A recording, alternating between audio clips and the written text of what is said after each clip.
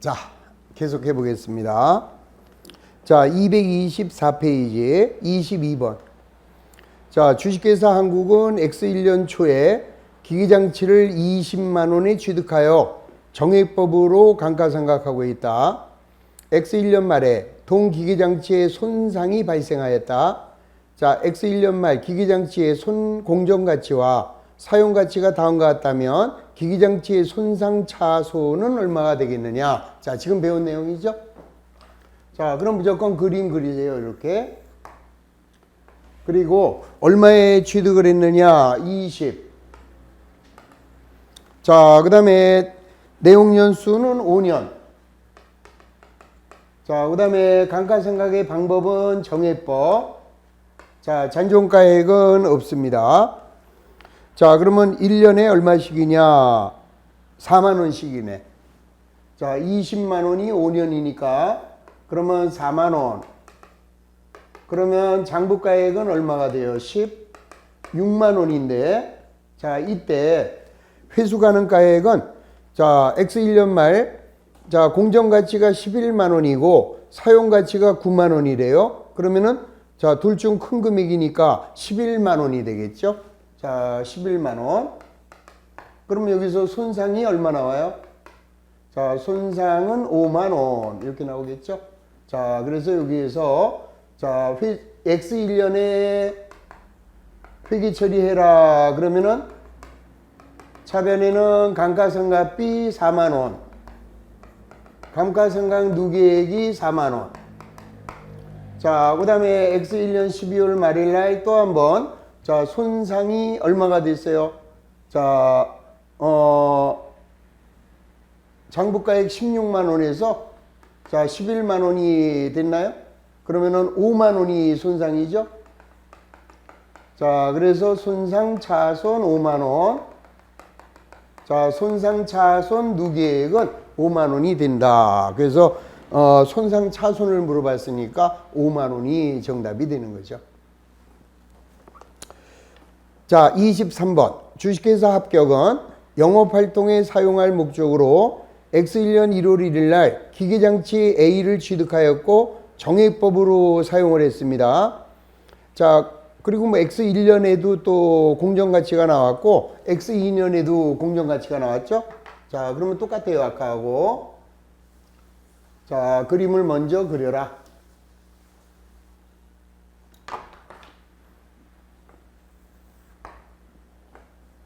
자, 얼마의 취득? 20만 원. 그 다음에 내용연수는 5년. 잔존가액은 0. 감가상각의 방법은 정액법. 자, 그러면 X1년에 4만 원이 감가상각비가 되죠? 그러면 장부가액은 얼마가 돼요? 자, 16만 원인데 자, 이때 회수가능가액은 얼마가 됐어요? X1년 말에는 또 좀 이상한 걸 써놨네요. 자, 공정가치가 11만 원이고 처분 부대 비용이 3만 원이 들어간대요. 자, 그럼 우리 회수가능가액은 자, 사용가치와 자, 매각가치 중에서 큰 놈. 자, 이 중에서 큰 놈. 그러면 사용가치는 12만 원이죠? 자, 그 다음에 매각가치는 11만 원이에요. 공정가치가 11만 원인데 걔를 처분하는데 비용이 3만 원 들어간대요. 그러면 3만 원 처분 비용을 빼면은 8만 원이 매각가치가 되죠. 그러면 이 중에서 큰 놈이니까 자, 12만 원이 회수가능가액이 됩니다. 그러면 여기서 손상이 얼마 이루어져요? 또 4만 원이 이루어지는 거죠. 자, 그럼 여기는 자, X1년 말 자, 차변에는 감가상각비가 4만 원에 감가상각 누계액이 4만 원. 자, 또 한번 손상차손이 자, 4만 원. 그러면 손상차손 누계액이 4만 원. 그래서 이제 얘 장부가액은 자, 16만 원이 아니라 12만 원으로 조정이 됐죠. 그러면 이제 내용연수는 몇 년 나왔어요? 4년이 남은 거죠. 그러면은 12만 원이 4년 남았으니까 3만 원이 감가상각비가 되겠죠. X2년도에는 자, 감가상각비가 3만 원. 자, 3만 원이면 자, 이때 장부가액은 얼마가 되버려요? 12만 원에서 3만 원이면 9만 원이고, 자, 이제 회수가능가액은 얼마가 되겠느냐? 자, 회수가능가액은 사용가치와 자, 공정가치, 매각가치 중에서 큰 놈. 그러면 사용가치는 8만 원이고, 자, 그 다음에 매각은 16만 원에 할 수가 있는데, 16만 원에 팔을 때 처분 비용이 2만 원이 들어간다. 그러면은 14만 원이 매각 가치가 되겠죠. 자, 그러면 이 중에서 큰 놈이니까 14만 원이 회수가능가액이에요. 그러면 여기서 얼마가 올라가요? 5만 원이 올라가는데, 여기서 한번 주의를 해라 그랬습니다. 자, 우리 아까 여기서 이 회복이 될 수 있는 한도는 둘 중에 하나라고 그랬죠. 자, 먼저 손상이 된 줄 알았는데 올라갔잖아요. 지금 올라갔으니까 손상이 안 된 거라고 이게. 자, 손상이 안 됐으면은 자, 여기서 4만 원에 하고 여기서도 4만 원을 해서 자, 20만 원에서 8만 원 빼면은 12만 원이잖아요. 자, 그러면 12만 원하고 자, 14만 원 중 큰 놈이 되죠. 그러면은 14만 원이 되는 거죠. 자, 14만 원이 되니까 여기서는 얼마만 회복이 되는 거야? 다시 자, 얼마가 됐죠? 다시 여기까지가 20만 원에서 4만 원, 4만 원이면은 12만 원. 자, 12만 원하고 회수가능가액이 14만 원이니까 중에 적은 거로 가야죠. 그러면 얼마가 돼요? 12만 원. 그러면 장부가액이 9만 원인데 자, 12만 원까지만 올라갑니다. 그러면 3만 원이 환입이 되는 거죠. 자, 그래서 X2년도 자, 12월 말일 날은 자, 감가상각은 얼마였어요? 3만 원 했고, 자, 감가상각 누계액은 3만 원이 됐고, 그 다음에 3만 원이 환입이 됐죠. 그러면 손상차손 누계액이 3만 원 없어지면서 자, 손상차손 누계액이 환입, 누계액 환입액이 3만 원이 된다. 그래서 자, 이 문제가 요구하는 X2년도에는 손상차손이 이루어지는 것이 아니라 환입이 3만 원이 환입된다라는 것을 알 수 있는 거죠. 자, 그렇게 해서 정리하시면 돼요. 자, 넘어갑니다. 자, 그 다음에 이제 24번에 자, 유형자산의 측정과 평가, 자, 손상에 관한 설명으로 옳지 않은 것이다. 자, 우선 1번 현물 출자로 받은 유형자산의 취득원가는 공정가치를 기준으로 결정한다. 자, 당연하죠. 자, 현물 출자로 받았을 때 자, 출자받은 자산의 공정가치.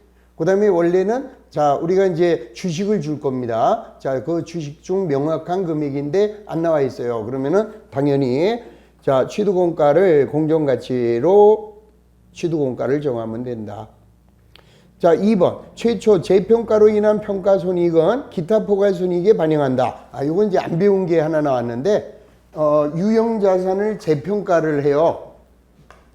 유형자산을 재평가하여 이익이 생기거나 자, 손실이 생길 수 있는데 자, 재평가 이익이 나오면 자, 이때는 요거를 자본으로 플러스합니다. 자본에. 그래서 이제 나중에 배우겠지만 자, 기타 포괄손익 누계액으로 자, 자본에 플러스를 해주는데 재평가하여 손실이 생겼을 때 이때는 어떻게 하느냐? 당기 비용으로 떨어요. 자, 저게 좀 특이한 방법이죠. 자, 요거 재평가는 나중에 심화해서 배울 건데 아주 간단한 것만 하나 제가 원리를 하나 설명해 드린다면 자, 요게 뭐냐 하면은 내가 토지를 샀어요. X1년 1월 1일 날 토지를 100만 원에 취득을 했습니다. 자, 그랬는데 X2년 12월 말일 날 이 토지 가격이 얼마가 됐느냐? 120만 원이 됐대요. 그러면은 차변의 토지가 20만 원이 늘어났죠? 그리고 이거를 우리는 재평가 이익이라고 해요. 자, 재평가 이익이라고 하고 자, 요 재평가 이익은 얼마예요? 20만 원. 요거는 자본의 플러스로 본다 이 소리예요. 자본의 플러스. 자, 이게 무슨 말이에요? 토지 가격이 올랐는데 왜 자본의 플러스 하느냐? 간단하게 제가 그 원리를 설명하면은 이렇습니다. 이게 제가 몇 년 전에 김포에 자 32평 아파트를 놀라지 마세요. 얼마에 샀느냐 하면은 2억에 샀어요. 2억에. 자, 32평 아파트를 2억에 샀어요. 자, 그래가지고 이제 이사를 갔죠. 근데 이제 집 앞에 그 공원이 하나 있어가지고 일요일 날 마침 수업이 없어가지고 공원을 나가서 걸었어요. 근데 저 앞에서 어떤 그 아주머니가 막 쫓아와요. 날 보더니 툭 쳐요. 그러면서 안녕하시냐고. 근데 보니까 아는 분이야. 제가 8년 전에 이 김포에 있는 공인중개사 학원에 부동산 세법 강의를 했어요. 그때 이제 공인중개사 과목을 배우셨던 분인데 그때 합격하셔가지고 이 공인중개사 사무실을 김포에다 차린 거죠. 그래가지고 아니 어떻게 여기로 오셨냐? 난 그때 서울 살 때니까 나 여기로 이사 왔다니까 어느 아파트니? 그래서 어디 아파트라니까 바로 선생님 한턱 내래. 그래서 왜 그러냐 그랬더니 선생님 지금 2억에 산 아파트가 이게 얼마가 됐느냐? 2억 8천이래요. 와, 그러니까 사가지고 3개월도 안 됐는데 얼마를 벌은 거예요? 8천만 원을 벌은 거잖아요. 그러면 점심 살만 합니까? 안 합니까? 살만 하죠. 그래서 점심을 샀어요. 그리고 이제 헤어져서 오는데 점심값이 얼마 들었을까요? 뭐 10,000원, 갈비탕 10,000원. 그럼 10,000원 해봐야 20,000원 밖에 안 썼잖아요. 뭐 그 중에서 10,000원은 내 거니까 10,000원만 썼잖아요. 그럼 나 얼마 남았어요? 7,999만 원이 남아있잖아. 그래가지고 도저히 안 되겠어요. 그래서 나하고 아주 친한 친구들 10명이 있는데 야 모여 그랬어요. 그래가지고 그날 그냥 말도 안 하고 내가 오늘 한턱 낸다. 그래가지고 그날 10명이 한 통 냈어요. 이제 제가. 그래가지고 그날 쓴 돈이 1,000만 원. 와, 하여튼 어떻게 썼냐고 묻지 마세요. 그냥. 하여튼 1,000만 원을 한 턱을 낸 거예요. 그래도 나는 얼마 벌었어요? 6,999만 9,900원을, 9,000원을 벌었잖아요. 아닌가? 6,999만 원을 번 거죠. 볼만하죠? 쓸만하고. 근데 한 몇 달이 지나가지고 또 마침 쉬는 날이 돼가지고 그 공원을 갔는데 아까 그 아줌마가 또 쫓아오는 거예요. 쫓아오더니 선생님 어떻게 해요? 그래요. 왜? 그랬더니 이 아파트 2억 8천 됐던 게 1억 5천으로 떨어졌대요. 무슨 뭐 아파트가 무슨 뭐 고무줄이야? 이거 장난 놀아요? 왜 그러냐? 원래 우리 아파트 앞으로 도시철도 그 지하철이 이렇게 지나가기로 돼가지고 이렇게 올랐는데 이게 노선이 변경돼가지고 이게 옆으로 빠졌대요. 옆으로. 그러니까 그냥 그대로 푹 떨어져 버린 거죠. 그럼 저는 갑자기 무슨 생각이 들어요? 그 아줌마 10,000원은 별 생각이 안 드는데 1,000만 원이 갑자기 아찔하죠. 그 친구들한테 제가 전화를 해가지고 야 그때 내가 아파트 값이 올라서 샀는데 도로 떨어졌으니까 야 1인당 100만 원씩 도로 나한테 통장으로 보내라. 그랬더니 다음날 한 명도 안 보냈더라고요. 그 얘기예요. 자, 이런 토지와 같은 건물과 같은 부동산은 가격이 올라도 오른 게 아니죠. 언제까지? 걔를 처분할 때까지는 벌어도 버는 게 아니다. 그러니까 이 토지가 얼마가 됐어요? 1억이 얼마가 된 거예요, 이제? 예를 들어서 100만 원에 샀는데 20만 원이 됐다고 해서 당기 수익으로 반영하면 안 된다 이거죠. 왜? 당기 수익으로 반영하면은 이익으로 봤으니까 주주들한테 배당을 더 해줘야 되고, 자, 세금을 더 내야 되잖아요. 근데 본 거 아니잖아요, 이거 사실은. 그래서 이렇게 재평가에서 이익이 나왔을 때는 자본의 그냥 단기 순이익으로 가지 말고 자본의 플러스로 가라 이 소리예요. 그래서 자, 자본의 플러스인데 나중에 배우겠지만 기타 포괄손익 누계액이라는 자본의 플러스로 간다. 그러나 가격이 떨어졌대요. 얼마짜리야? 자, 100만 원의 토지를 샀는데 얘가 80만 원이 됐다면, 자, 이때는 토지를 20 죽이면서 이때는 재평가 손실로, 자, 20만 원 해서 얘는 IS에 단기 비용으로 떨어라 이 소리예요. 자, 요거는 이제 뭐 이 한마디로 말하면은 오를 때는 자본으로 가고 떨어질 때는 비용으로 간다. 형평성이 어긋나지만 어쩔 수 없어요. 보수주의 원칙에 따라서 가격이 오를 때는 자본으로 가고 단기 수익에 반영하지 않는다. 대신에 가격이 떨어졌을 때는 단기 비용으로 처리한다라는 그런 규정 때문에 나온 거죠. 그래서 여기 2번 자, 최초 재평가로 인한 평가 손익은 기타 포괄 손익에 반영한다. 틀렸다 이거죠. 문제를 최초 재평가로 인한 평가 이익은 기타 포괄 손익에 반영한다. 그러면 맞는 답이죠. 그런데 최초 재평가로 인한 평가 손실은 단기 손익에 반영이 돼야 되잖아요. 근데 이 문제가 평가 손익이라고 그랬으니까 그래서 틀린 지문이 된다. 자, 그냥 나중에 정리하시면 되고 웬만하면 뭐 이런 지문 잘 나오면 그냥 무시하시면 돼요. 그냥. 자, 세 번째, 유형자산의 취득 이후 발생한 지출로 인하여 자산의 미래 경제적 효익이 증가하고 자산의 인식 조건에 충족하다면 해당 원가는 자산의 장부 금액에 더한다. 당연한 얘기죠. 자, 네 번째, 유형자산의 장부 금액이 공정가치보다는 크지만 사용가치가 적다면 손상자손은 계상하지 않는다. 자, 우리 아까 뭐라고 그랬습니까? 회수 가능가액은 사용가치와 매각가치 중에서 큰 금액이잖아요. 근데 여기서는 어느 쪽으로 갔어요? 자, 장부 금액이 공정가치보다는 크잖아요. 그리고 사용가치보다 적으니까 손상차손은 나타나지 않는다. 이 소리죠. 자, 5번. 과거 기간에 인식한 손상차손은 직전 손상차손의 인식 시점 이후 회수가액을 결정하는 데 사용된 추정치의 변화가 있을 때, 아까처럼 변화가 있을 때만 환입이 된다. 변화가 없으면 환입할 필요는 없다. 이 소리죠. 자, 24번은 잘 모르셔도 그냥 그대로 넘어가시면 됩니다. 자, 그 다음에 넘어가셔서 우리 아까 하려고 했던 26번 이제는 해결할 수 있을 거예요. 자, 보십니다. 자, 주식회사 한국은 X5년 1월 1일 날 기기장치를 20만 원에 취득하고 원가 모형을 적용하였다. 자, 내용연수는 5년, 잔존가치는 없고 정해법이다.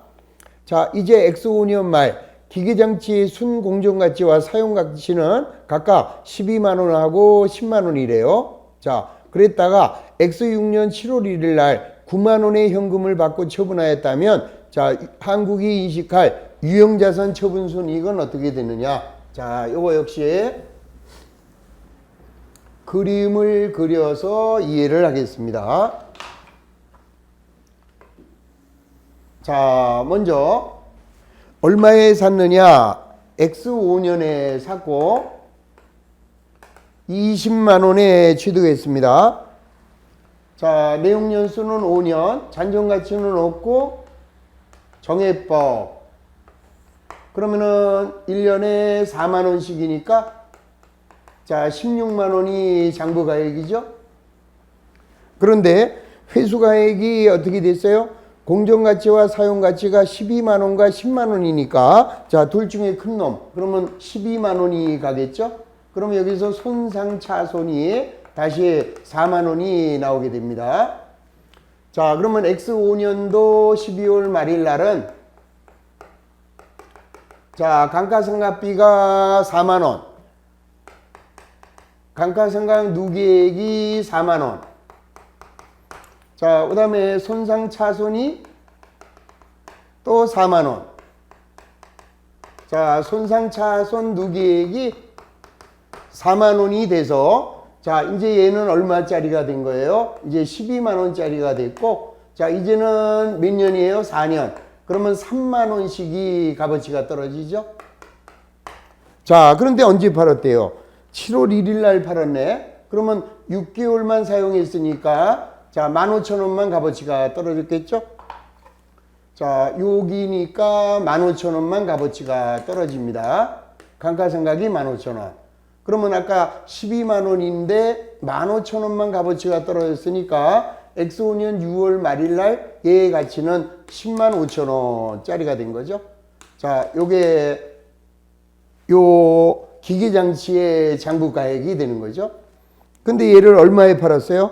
9만 원에 팔았네. 자, 얘를 9만 원에 처분. 그러니까 얼마가 손해를 본 거예요? 장부가액은 10만 5천 원짜리인데 9만 원에 처분했으니까 유형자산의 처분 손실은 15,000원이 된다라는 것을 계산할 수 있는 거죠. 그래서 손상차손을 알아야만 이런 문제를 같이 계산할 수 있는 그런 문제가 되는 거죠. 자, 그래서 손상의 개념을 한 번 더 정리를 해 두실 필요를 느끼시면 됩니다. 자, 이번에는 27번으로 들어가겠습니다. 자, 주식회사 한국은 X1년 7월 초에 설비 자산을 내용연수 4년에 잔존가치 2,000원, 연수합계법으로 감가상각을 하면서 2만 원에 취득. 자, X3년 초에 만 원을 지출하여 설비 자산의 내용연수를 6개월 연장하고 잔존 내용연수는 3년으로 재추정. 잔존가치의 변화는 없다. X4년 초에 설비 자산을 15,000원에 처분하였다면 처분 시 인식할 처분 손익은 얼마냐? 자, 대단히 지저분한 문제입니다. 자, 이거는 이제 그림으로 그려서 다시 한번 정리해. 자, 어떻게 돼요? X1년 7월 초. 자, 이렇게 그림을 그려놔요. X1년, X2년, X3년. 자, 그 다음에 이제 X4년. 자, 그럼 먼저 X1년 7월 초에 자, 얼마에 취득을 했습니까? 2만 원에 취득. 그 다음에 내용연수는 4년. 그 다음에 잔존가액은 2,000원. 자, 감가상각 방법은 연수합계법. 자, 연수합계법으로 감가상각을 합니다. 자, 그럼 이제 그래가지고 결론 X3년 초에 만 원을 지출했대요. 자, 여기서 X3년 초에 추가로 만 원을 지출을 해서 자, 내용연수를 자, 6개월을 더 연장했대요. 자, 6개월을 연장해서 잔여 내용연수를 자, 3년으로 새롭게 만들었대요. 잔여 내용연수를 자, 3년으로 만들었다. 자, 그러면 일단 우선 여기서 취득을 했으니까 1년 반 동안 감가상각을 했을 거 아니에요. 여기까지는 아무 이상 없이. 그러면 먼저 연수합계법에 의한 감가상각을 하게 되면 자, 취득원가는 2만 원에 잔존가액은 2,000원. 자, 요거 곱하기 자, 1년 반입니다. 그러면 여기 6개월, 여기 6개월 이렇게 되는 거죠, 여기. 여기가. 그러면 여기는 자, 내용연수가 4년이면 자, 내용연수의 합계는 10년이 되겠죠. 자, 연수합계법이면은 2분의 4 곱하기 5. 그러면 내용연수는 10년이 돼요. 그래서 자, 요거는 1차 연도는 4. 자, 그럼 요거는 끝난 거죠, 요거는. 자, 여기까지가 이제 여기 나온 거예요. 자, 그 다음에는 6개월. 요거는 다시 2만 원에서 2,000원. 자, 곱하기 10분의 3이죠. 3차 연도. 그런데 여기는 6개월만 사용했으니까 12분의 6. 이렇게 되겠죠. 자, 그러면 감가상각비는 얼마가 되느냐? 18,000원 곱하기 4 나누기 10. 그러면 얘는 7,200원이고 자, 여기는 18,000원 곱하기 3 나누기 10. 그러면 2,700원이 돼요. 그러면 얼마가 돼요? 9,900원의 값어치가 여기까지 9,900원이 되는 거죠. 그러면은 2만 원인데 9,900원이 값어치가 떨어졌으니까 9,900원을 빼면은 1,100원. 자, 이날의 장부 금액은 1,100원이에요. 그런데 여기서 추가로 10,000원을 지출해서 내용연수가 연장이 되면, 자, 요 내용연수가 연장이 되면 요 추가 지출 비용은 취득원가로 더해지는 거죠. 자본적 지출이니까. 우리 자본적 지출은 추가로 지출해서 내용연수가 연장되거나 실질적인 가치가 증가되면 자본적 지출로 취득원가의 가산 이랬잖아요. 자, 그러면 이제 잔존 내용연수는 3년이 남아 있어요. 자, 그러면 여기서부터 우리가 그동안 해오던 회계 처리 방법이 바뀐 거죠, 이제는. 자, 회계 처리 방법이 어떻게 바뀌었어요, 이제? 자, 여기서 바뀐 거예요. 요게 추가 지출돼서 내용연수가 연장됨으로써 남아있는 잔존 내용연수는 3년인 것으로 바뀌었어요.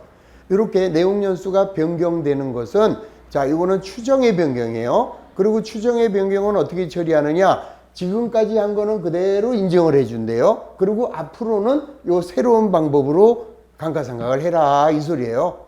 그건 이제 뒤에 가서 나중에 회계 변경 배우면 이해가 될 겁니다. 자, 그럼 이제부터는 이 X3년도에 감가상각비를 계산을 해야죠. 그러면 X3년도의 감가상각비는, 자, 취득원가가 21,100원이고 잔존가치는 그대로 2,000원 변함이 없죠. 자, 요거 곱하기, 자, 이제부터는 5월 1년이에요. 5월 1년. 이제부터는 내용연수가 3년으로 바뀐 거니까, 자, 이제는 3년이면, 자, 2분의 3 곱하기 4. 그래서 6년이 되고, 여기는 1차 연도죠. 처음 하는 거니까. 자, 1차 연도니까 온 1년. 자, 12분의 할 필요가 없습니다.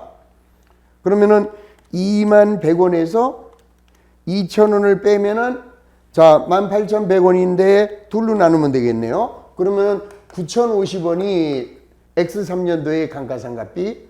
그러면 이제 장부금액은 X3년도 말 장부금액은 얼마가 되겠어요? 21,100원에서 9,050원을 차감하게 되면은 얼마가 돼요? 여기는 11,050원짜리가 된 거죠. 자, 요거를 X4년 초에 얼마에 팔았대요? 15,000원에 처분했네. 자, 처분 가격은 15,000원. 얼마짜리를? 11,050원짜리를. 그럼 마이너스 15,000원 하면은 3,950원을 더 받았네요. 자, 3,950원을 더 받았어요. 그래서 처분 이익. 자, X4년 1월 1일. 자, 처분 이익은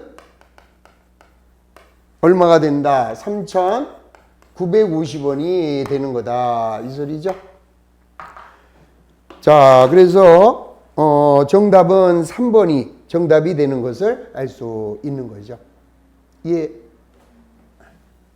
이해되리라고 저는 생각되지 않습니다. 자, 솔직히 말해서 조금 어려운 문제인데 한 번 더 문제를 한번 풀어보시고, 그리고 다시 한번 강의를 들어보시면서 이렇게 되는 거구나 하고 한 번만 이해하시면은 그대로 넘어가세요. 나중에 이런 그 회계 변경에 가서 이와 유사한 문제가 많이 나옵니다. 그때 가서 또 정리하면 되니까. 자, 처음 배우시는 분들은 그냥 이해만 하고 넘어가시고, 자, 두 번 차 들으시는 분들 이제는 하실 수 있어야 되는 거죠. 자, 그렇게 정리하시면 됩니다.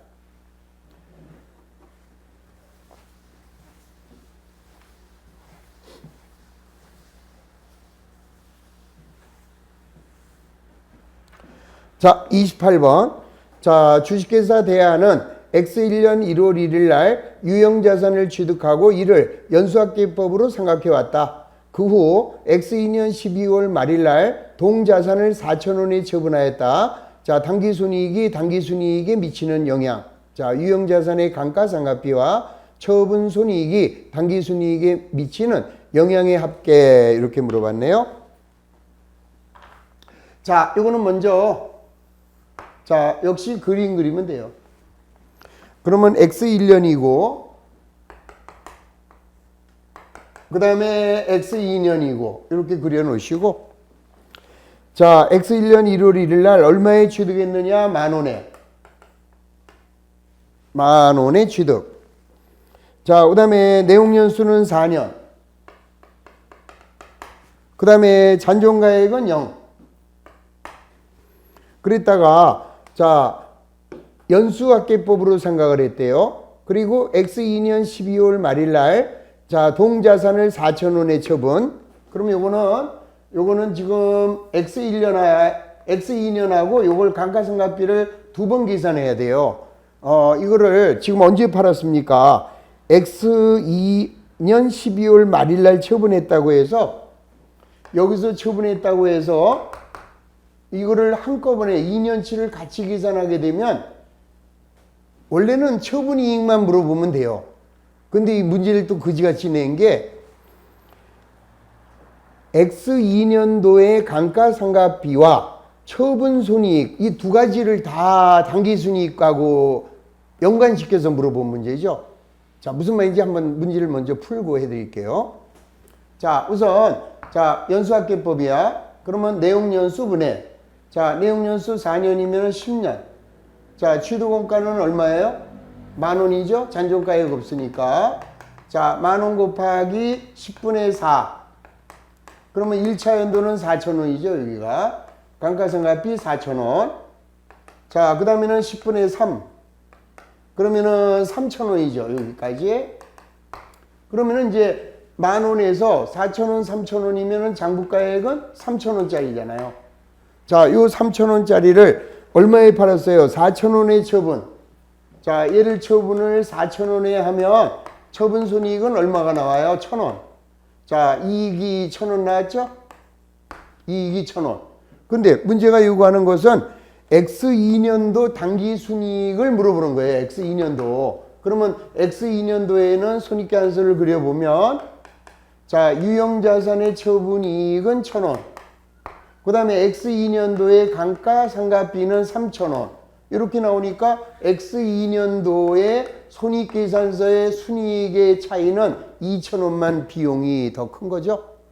자, 그래서 여기는 당기순이익은 비용이 2,000원이 더 크니까 당기순이익은 2,000원이 감소한다. 이게 되는 거거든요. 근데 이제 우리가 잘못 생각하면은 이걸 한꺼번에 계산할 수 있다 이거죠. 여기서 처분했으니까 만약에 이 문제가 처분 손익만 물어봤어요. 처분 손익만 물어보면 자, 여기가 10분의 4, 10분의 3 이걸 동시에 해버리는 거죠. 그러면 7,000원. 10,000원에서 7,000원을 빼면 3,000원. 이걸 얼마에 팔았어요? 4,000원에 팔았으니까 1,000원 이익. 이것만 물어봤으면 이렇게 두 개를 동시에 해도 되는데 지금처럼 X2년도 당기순이익에 영향을 미쳤다. 이렇게 물어볼 때는 감가상각비가 7,000원이 아니잖아요. 요 4,000원은 X1년도의 감가상각비고 요 3,000원은 X2년도의 감가상각비니까 틀릴 수밖에 없는 거죠. 그래서 요거는 요거 X1년 거, 요거 X2년 거 이렇게 따로 해주고 그리고 처분이익을 계산한 다음에 해줘야 되는 아주 거지 같은 문제죠. 뭐. 자, 그렇게 이해하시면 되겠습니다.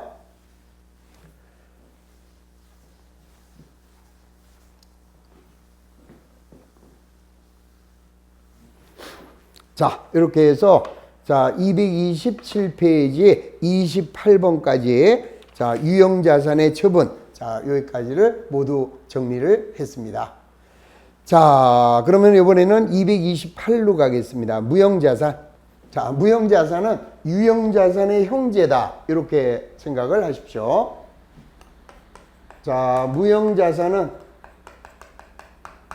자, 먼저 이거 역시 영업활동의 사용을 위하여, 영업활동을 위하여 자, 취득을 한 거예요.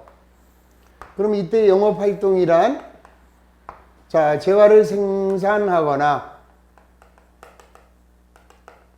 자, 그 다음에 용역을 제공하거나 자, 그 다음에 타인에게 임대하거나 그 다음에 자체적 사용을 목적으로 구입을 해야 된다. 자, 사용을 위하여 구입해야 돼요. 자, 그 다음에는 무형자산이기 때문에 물리적인 형태가 없어야 돼요. 자, 그 다음에 1년 이상 사용을 예상해야 된다. 자, 그럼 이제 여기까지는 우리 유형자산하고 똑같잖아요. 우리 지난번에 유형자산 처음 배울 때 유형자산이란 영업활동을 위하여 취득했다. 자, 재화를 생산하거나 용역을 제공하거나 타인에게 임대하거나 자체적인 사용을 목적으로 취득했다. 그 다음에 이제 물리적인 형태가 있다. 그 다음에 1년 이상 사용이 예상된다. 거기까지 했는데 우리 무형자산에는 정의에 하나가 더 추가돼요. 뭐냐? 식별 가능하대요. 식별 가능성. 자, 식별할 수 있다라는 것은 그 무형자산을 다른 자산과 별도로 분리해서 자, 매각을 하거나 임대하거나 자, 이렇게 할 수가 있어야 된다. 분리해서 다른 자산은 그대로 내버려 두고 걔만 빼서 처분할 수 있어야 된다. 이런 얘기를 하는 거죠. 그러면 예를 들어서 자, 무형자산에는 어떤 것이 있느냐? 이 산업재산권이라고 해서 특허권이나 실용신앙권 이런 것들이 있어요. 그럼 내가 특허를 하나 출원했습니다. 우리 회사의 무형자산이죠. 그러면 특허권만 내가 다른 자산은 그대로 갖고 있고 특허권만 다른 기업에 팔아먹을 수 있어요, 없어요? 있겠죠. 그럼 분리할 수 있다. 또 특허권을 다른 기업에 임대해 줄 수 있다, 없다? 할 수 있죠.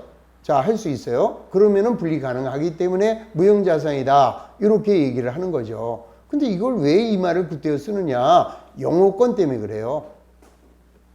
우리 영어권이라는 게 자, 무형자산인데 이 영어권이라는 것은 우리 쉽게 말하면 권리금이죠.